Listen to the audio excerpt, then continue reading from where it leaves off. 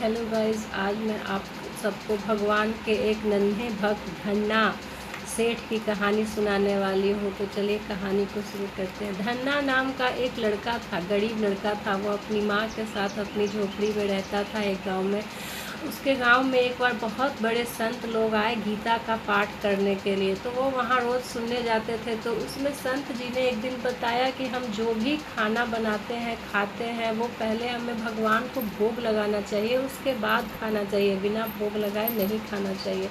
ये सुनकर वो धन्ना अपने घर आया और अपनी माँ को कहने लगा कि हम तो खाना ऐसे ही खा लेते हैं, भगवान को तो कभी हम भोग ही नहीं लगाते हैं, तो मतलब हम तो पाप कर रहे हैं, हमें भी भगवान को भोग लगा के खाना चाहिए। तो उसकी माँ ने कहा कि हमारे पास तो भगवान की मूर्ति लाने के लिए भी पैसे नहीं, हम तो यही गांव में जो रहता है खाना पीना छोटा कुछ भी रोटी बाजरा की रोटी ये वो खा के दिन काट रहे, हम कहाँ से भगवान की मूर्ति लाएंगे।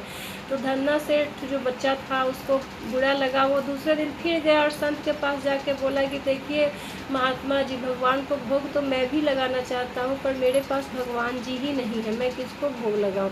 आप ऐसा कीजिए, आप मुझे एक भगवान जी दे दीजिए, मैं उनको रोज़ भोग जो भी मेरे यहाँ बनेगा मैं भोग लगा के खाया करूँगा।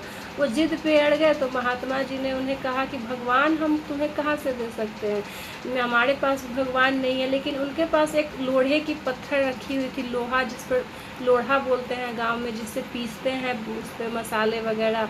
तो वही उठाकर और उसको दे दिया और बोला कि लो इनको भोग लगा के और खाना खाना। वो बालक खुश होकर एकदम आया कि हम भगवान को लेके घर जा रहे हैं और भगवान को भोग लगा के कल से खाएंगे। खाना बनाने लगी उसकी माँ।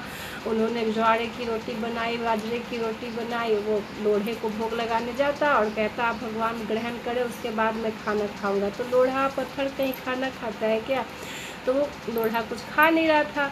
तो धन्ना बालक उदास होने लगा, उसको लगा कि हम लोग गरीब हैं इसलिए भगवान हमारे घर का खाना नहीं खा रहे हैं। तो वो भी जिद पे अड़ गया कि नहीं, जब तक आप खाना नहीं खाएंगे, 2 दिन हो जाए 3 दिन हो जाए, मैं भी नहीं खाऊंगा। अगर आपको, हम अमीर नहीं है कि हम पूरे पकवान बना सकते हैं, हमारे घर में जो मेरी माँ बनाती है आपको वही खाना पड़ेगा। ऐसे ही कुछ दिन चला और कुछ दिन बाद चमत्कार हुआ।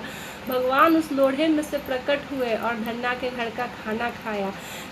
उसके बाद से वह बालक बहुत बड़ा आदमी बड़ा होके बना और धन्ना सेठ के नाम से जाना जाने लगा। तो कहानी हमें बताती है कि भगवान भाव देखते हैं, पुआ पकवान ये सब भगवान को नहीं चाहिए, भगवान जी हमारे भाव देखते हैं। कहानी आप लोगों को कैसी लगी, अच्छी लगी हो तो लाइक कीजिए, शेयर कीजिए, चैनल को सब्सक्राइब ज़रूर कीजिए। Thank you.